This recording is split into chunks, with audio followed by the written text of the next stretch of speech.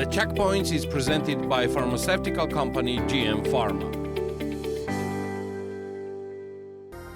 Mr. Alkis, thank you for being with us and taking our questions. My first question will be about the forum itself, your participation, your key messages and key takeaways from the forum. Thank you very much, Elene, for giving me the chance to share my views. Today's event has been, a remarkable one. It took some time until the third forum took place. And it was remarkable for me as a newcomer to the region to sit at the same room together with the Prime Minister of Georgia and the Prime Ministers of Azerbaijan and Armenia, and also the Prime Minister of Montenegro, and have a dialogue on the challenges that we are facing today. In an effort to increase, to highlight the benefits of being connected with each other and talking to each other, and make proposals that are financial, also for lasting peace in the region. It was a really heavy, memorable event from that perspective. I'm also very happy and pleased that it happened in Tbilisi, which is the obvious destination for such events in the middle of the Middle Corridor. And as a representative of an organization, the EBRD, that is supporting the initiatives that will bring prosperity to the region as a whole. I'm very much interested to look and explore every opportunity where we can be a net contributor to the success of the process. Key takeaways is I really took note of the role and the ambitions that Georgia has in becoming a hub and a key participant, a key player in the Silk Road. I believe that this is an opportunity that the government will not lose. I am convinced of the political buy-in in this one, because there are a number of projects that the realization of which will bring, will make a difference in Georgia's economic growth and the prosperity of the people. Just picking one or two, we're talking about connecting Georgia with Azerbaijan in a bigger context, and there are infrastructure projects that we discussed, like the railway or the Anaklia port or the other infrastructure related projects, the railway, the airport that would be also eligible. I can imagine that this project, the realization of this project, will bring new skills, new economic impetus in the country. There will be side effects creating, skilled labor, attracting the attention, and it's like it will be like a virtuous circle, because these investments will attract and generate private sector interest. Private sector interest will make these investments profitable and meaningful, and one will bring the other, and there is only upside in this. Of course, it's difficult, it's challenging to realize as a project, but I believe that this is the main takeaways. I'm very optimistic that we made today a great step forward to realizing this concept.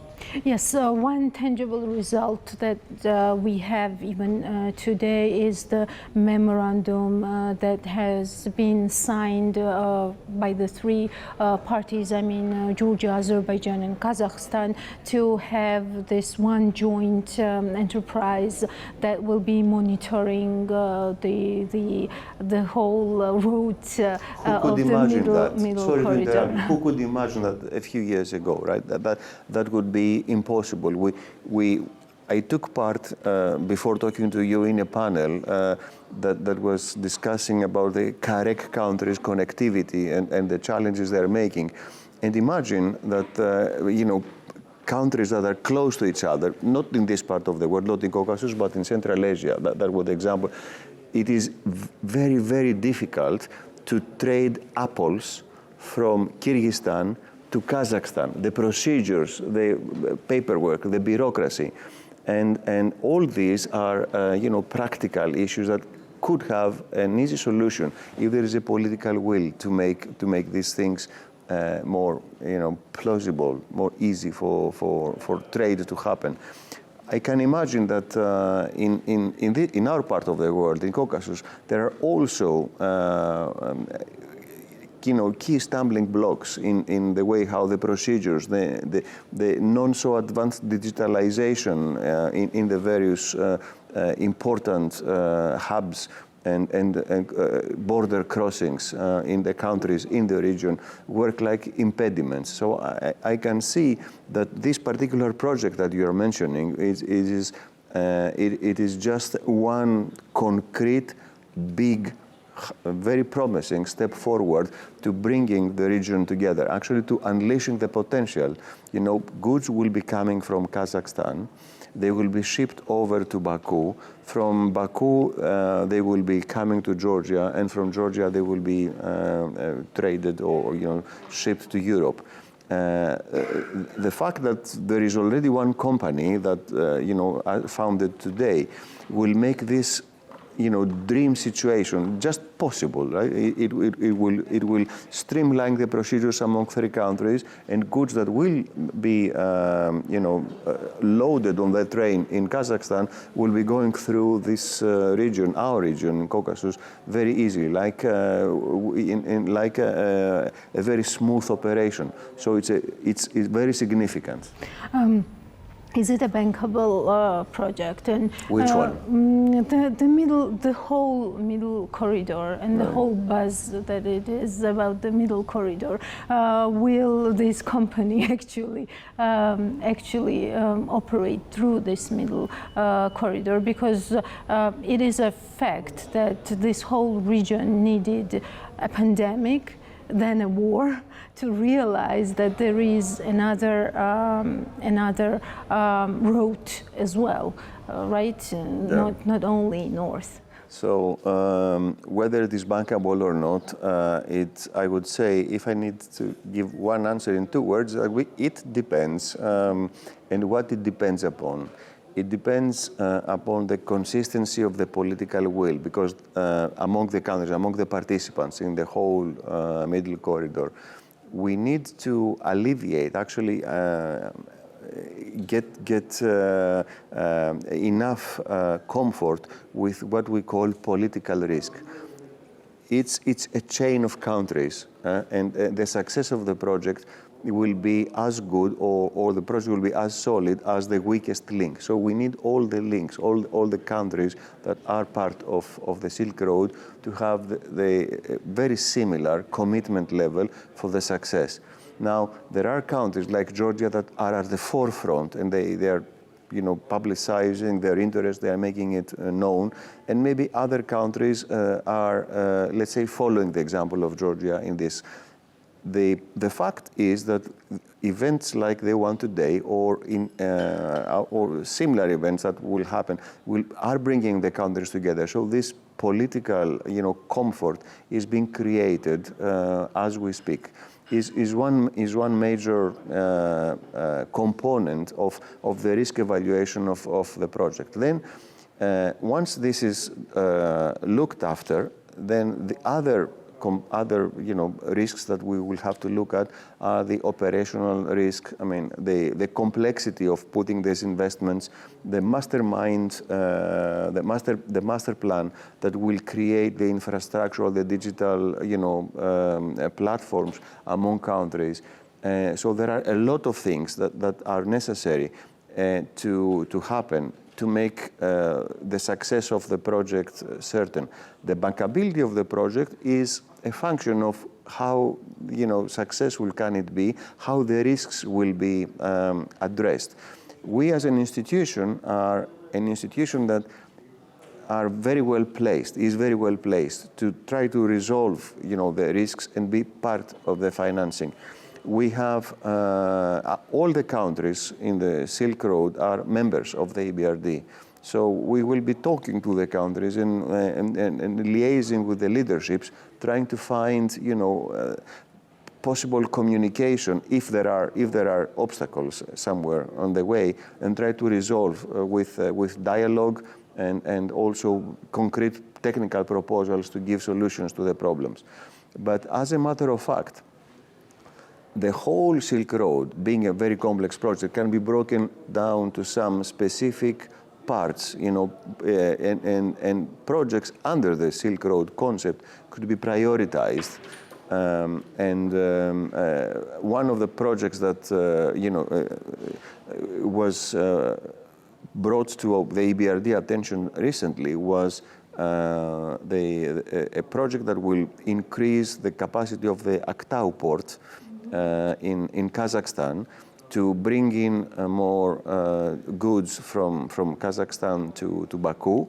And this is a project that has the financing of which has been approved by our board. So this is, let's say, a priority project that we can look at.